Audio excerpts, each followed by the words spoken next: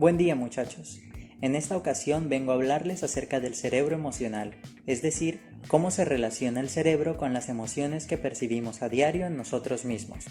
En primer lugar, ¿para qué sirven las emociones?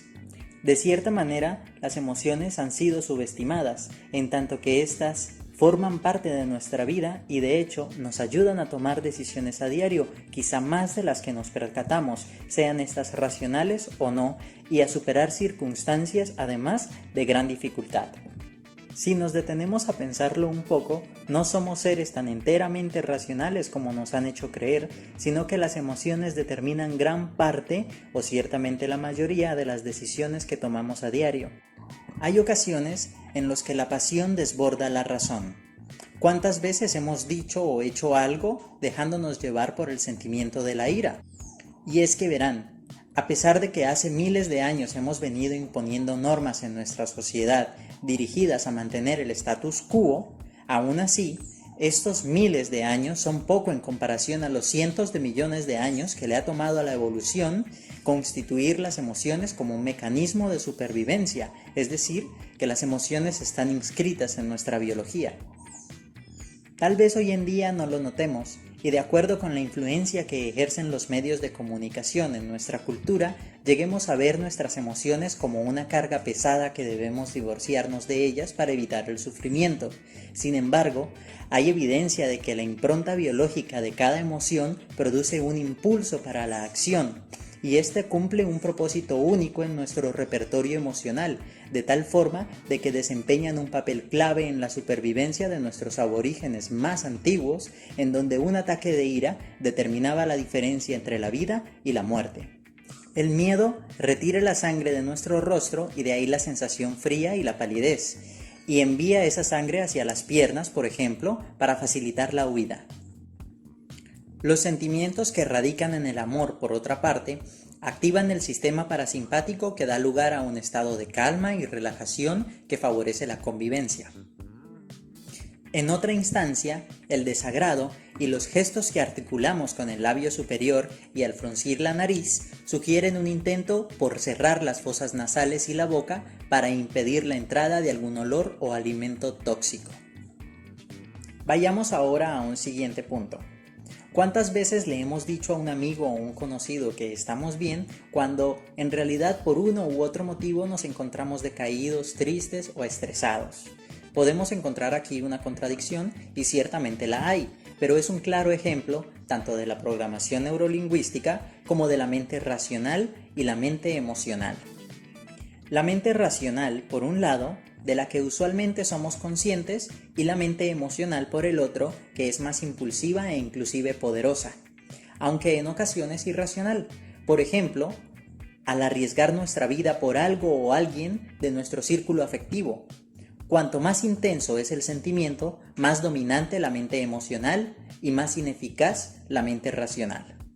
Ahora bien, estas dos partes, aunque reflejan el sentimiento de circuitos cerebrales diferentes, se encuentran interrelacionadas para guiarnos adecuadamente a través del mundo, ya que los sentimientos juegan un papel importante en el pensamiento y viceversa.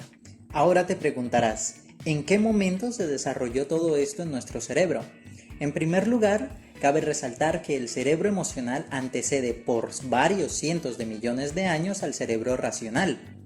Lo primero de lo que les voy a hablar en relación a esto es el lóbulo olfatorio, encargado de registrar los olores, donde empezaron a desarrollarse desde hace cientos de millones de años los centros más antiguos de la vida emocional, pues se encargaba de categorizar los olores como comestible, para comer, tóxico, para vomitar, sexualmente disponible, para aparearse, enemigo, para escapar y alimento, para cazar. Eso que les acabo de comentar empezó a desarrollarse desde la época de los grandes reptiles. Muchísimo tiempo después, una vez que aparecieron los primeros mamíferos, emergieron también lo que conocemos como el sistema límbico, el cual influencia en nosotros la rabia, el amor o el miedo, por nombrar algunos, afinando la toma de decisiones en vez de las respuestas automáticas, favoreciendo así la supervivencia.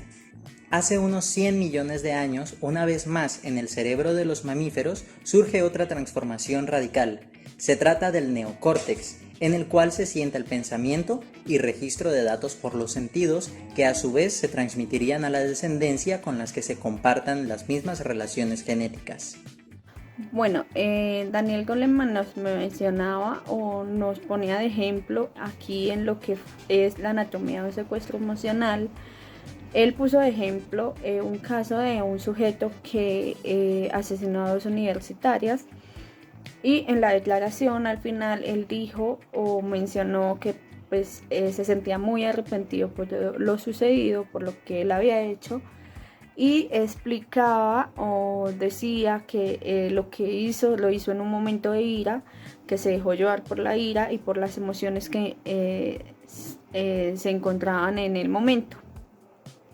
Y bueno, Daniel Goleman nos explica aquí que pues prácticamente nosotros los humanos poseemos 2 clases de mente, la mente racional y la mente emocional.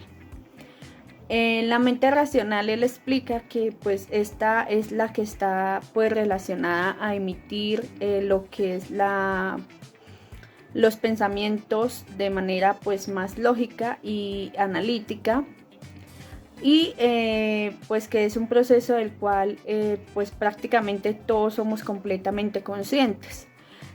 Por el otro lado, él menciona que en la mente emocional, esta es la que pues prácticamente se encarga de nuestros pues pensamientos y nuestros sentimientos y impulsos que tenemos nosotros. Acá también nos mencionaba algo que era pues prácticamente que nuestras emociones han sido pues como un legado que nos ha dejado nuestros antepasados a través de miles de años de evolución, y pues que nuestros más primitivos ancestros solo poseían lo que era el cerebro reptiliano y el cerebro límbico. Tiempo después se desarrolló lo que fue la neocorteza, la cual es la responsable de nuestra parte pues racional, y pues eso explica por qué hay tanta relación entre lo que es nuestros pensamientos y nuestros sentimientos.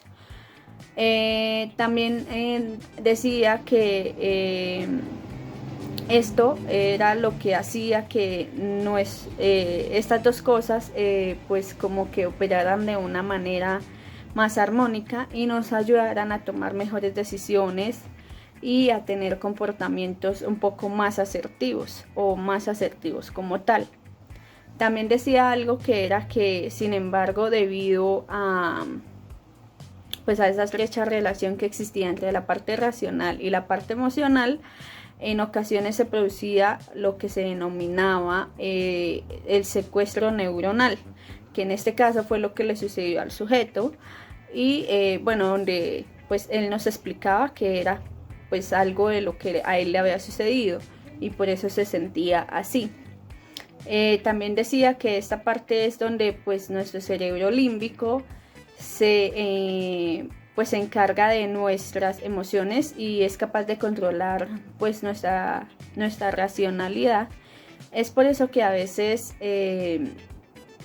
los impulsos de nuestras emociones los tenemos con ciertos pues comportamientos, y a veces son pues completamente irracionales, como por ejemplo podemos llegar a gritar, a insultar e incluso golpear a alguien, o en este caso, como le sucedió a este sujeto, llegar a asesinar, pues por dejarse llevar por un momento de ira. Es por eso que es importante saber controlar pues nuestras emociones, y es pues un factor fundamental y determinante para poder obtener pues en algunos casos o en algunos aspectos de nuestra vida unos resultados satisfactorios. Lo mencionaba él claramente, ¿no? Pues también decía que esta perspectiva demostraba pues que nuestro coeficiente intelectual no es el único factor clave que determina pues éxitos futuros, ya que nuestra inteligencia emocional puede llegar incluso a ser más importante que cualquier otra. Bueno, ahora hablaremos de cuando las emociones son rápidas y toscas. Para iniciar a explicar este apartado, pues el ejemplo de ese salto que damos en la cama cuando estamos a punto de quedarnos dormidos. En este ejemplo se ilustra a la perfección el poder que tiene la amígdala para impulsarnos a la acción en caso de peligro antes de que el neocórtex tenga tiempo para, pues, siquiera registrar lo que ha ocurrido. En circunstancias así, pues el atajo que va desde el ojo o el oído hasta el tálamo y la amígdala resultan crucial porque pues nos proporciona un tiempo precioso cuando la proximidad del peligro exige en nosotros una respuesta inmediata, ¿sí? Pero el circuito que conecta el tálamo con la amígdala solo se encarga de transmitir una pequeña fracción de los mensajes sensoriales y pues la mayor parte de la información circula por la vía principal hasta que llega al neocórtex. Es por esto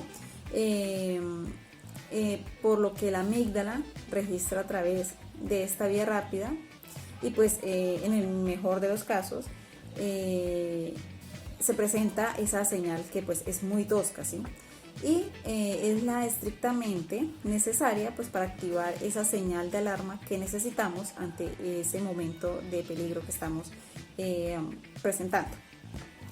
Bueno, de este modo, pues cuando la amígdala experimenta una determinada pauta sensorial, pues como algo urgente, simplemente extrae una conclusión apresurada y pues dispara esa respuesta, ¿sí? La amígdala en este caso puede reaccionar con un arrebato de rabia o de miedo antes de que pues el neocórtex sepa lo que está ocurriendo, porque pues la emoción se pone en marcha antes de que el pensamiento llegue y pues de un modo completamente independiente de este. Ahora hablaremos del especialista en la memoria emocional. Al hablar del especialista del cerebro emocional, pues hablaremos también de las opiniones inconscientes, las cuales son recuerdos emocionales que son almacenados en nuestra amígdala, ¿sí? Y pues recordemos también que la principal actividad de nuestro hipocampo, en este caso, es de proporcionar una aguda memoria del contexto en que nos encontramos, el cual es de vital importancia y significado emocional pues para lo que estamos viviendo y presentando. Como bien sabemos, el hipocampo es el que reconoce y diferencia los significados. Un ejemplo para este caso sería el de reconocer y diferenciar a un oso que se encuentra en un zoológico y reconocer y diferenciar a un oso que se encuentra en el patio de nuestra casa, ¿sí? Bueno, el hipocampo pues es el que registra esos hechos puros y pues la amígdala es la que se encarga de registrar ese clima emocional que acompaña a esos hechos. Un ejemplo pues para el clima emocional en este caso es cuando tratamos de adelantar a un carro en una vía de 2 carriles. Entonces, pues estimamos malas distancias y pues tenemos un accidente fatal, ¿no? Y pues el hipocampo lo que hace aquí es registrar los detalles concretos de ese accidente, como pueden ser la anchura que tenían las calzadas, quién estaba con nosotros y pues qué aspectos o qué características tenía ese otro vehículo con el cual pues sufrimos el accidente. Es la amígdala la que pues a partir de ese momento pues del accidente en adelante desencadena en nosotros un impulso de ansiedad cada vez que vayamos a adelantar en circunstancias similares al accidente que tuvimos. Bueno, para finalizar y por último hablaremos del apartado armonizando la emoción y el pensamiento.